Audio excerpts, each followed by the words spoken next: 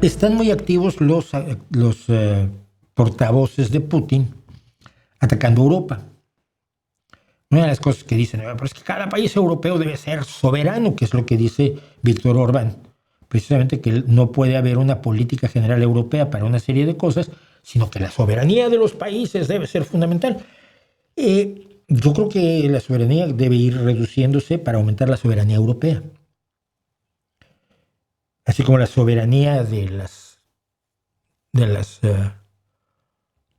estados alemanes se entrega en parte a la Federación Alemana. O la soberanía de las comunidades autónomas españolas, se renuncia a parte de esa soberanía en nombre de un gobierno del Estado de toda España que es benéfico para todos. Pero con el truco de la soberanía, básicamente para ir en contra de los inmigrantes, se han estado moviendo mucho algunos de los que son portavoces que ya conocemos de Vladimir Putin. Entonces alguien le dijo pues que para qué servía Europa en todo caso, ¿no? Y aquí hay una respuesta que hizo de Daractenus, porque la operativa rusa Ana Paulina Luna, que es una congresista estadounidense, había directamente pedido la disolución de la Unión Europea. Yo no sé qué coño tiene que ver una congresista de Florida con la disolución de la Unión Europea. Pero decía este Daractenus, creo que vale la pena revisar qué tan trágico ha sido entrar a la Unión Europea para algunos de los estados que han llegado más recientemente. No el beneficio que le ha tenido para Europa, a los países europeos originarios, a Francia, a Alemania, por cierto, a España, que era un país muy distinto antes y después de pertenecer a la Unión Europea. Pero dice, desde que a ver si se entiende que esto es sarcasmo, por favor.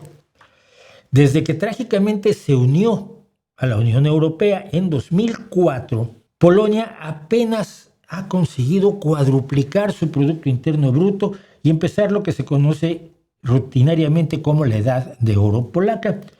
Seguramente un logro completamente sin relación alguna con el cuarto de billón con 12 ceros, o sea, los 250 mil millones de dólares de fondos de la Unión Europea que recibió, como los que recibió España para salir del agujero en el que le había dejado la dictadura franquista. Al unirse en 2007, momento en el cual generalmente estaba hasta arriba en los registros mundiales de gobernanza ineficiente y estándares de vida, el saldo medio de Rumania pasó de aproximadamente 1 céntimo y una sonrisa a 1.200 euros netos, y Bucarest hoy en día tiene un Producto Interno Bruto mayor que el de Serbia y Bulgaria combinados. Quizás ayudada un poco por la libertad de movimiento que trajo consigo la Unión Europea desde que se unió en 2004, la adorable Eslovenia, con su aspecto de país de hadas. Vean ustedes fotos turísticas de Eslovenia y van a querer ir corriendo a Eslovenia, porque Eslovenia se convirtió en un imán para los turistas encima de los fondos y leyes de la Unión Europea que mejoraron virtualmente todos los aspectos de la vida de los eslovenos. Al unirse en 2004 a la Unión Europea, pese a las duras quejas de su psicopático vecino al oriente, que es Rusia, Estonia se convirtió en lo que Silicon Valley sueña en convertirse cuando crezca, con todo lo relacionado con la gobernanza ya digitalizado gracias a los programas de innovación y digitalización de la Unión Europea. Desde su triste llegada a la Unión Europea en 2007, los fondos europeos apenas consiguieron duplicar la red de carreteras de Bulgaria, y aunque los proyectos de la Unión Europea mejoraron todo, desde el acceso a agua potable y drenaje hasta nuevas escuelas y kindergartens, Bulgaria apenas pudo triplicar su estándar de vida. Además de terminar con todo, desde las disputas fronterizas hasta los conflictos étnicos, esta unión que tanto odia Ana Paulina ha cambiado hacia lo mejor casi todos los aspectos de la vida de las personas de este continente, y somos 450 millones de testigos de eso. España todavía recibe fondos europeos. Todavía acabamos de tener una bronca en este municipio porque por su necedad facha de que el cambio climático no existe y que por lo tanto no importa la contaminación y no se quiso el actual gobierno de derecha que tenemos aquí, en esta ciudad, en Gijón. Ganamos las elecciones el PSOE, pero no pudimos gobernar porque se unió a la derecha.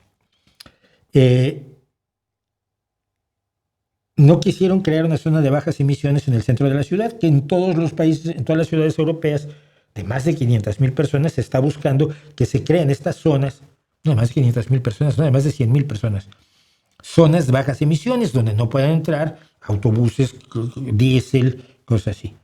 Aquí, en Gijón, no se quiso hacer, se perdieron 9 millones de fondos europeos. Porque Europa tiene dinero y los países más ricos de Europa financian el desarrollo de los países más pobres de Europa. Así funciona esto. Claro que quieren destruir Europa. Europa unida es una potencia. Europa dividida es el campo de juegos del tío Vladimir Putin, del tío Xi Jinping y del tío Donald Trump.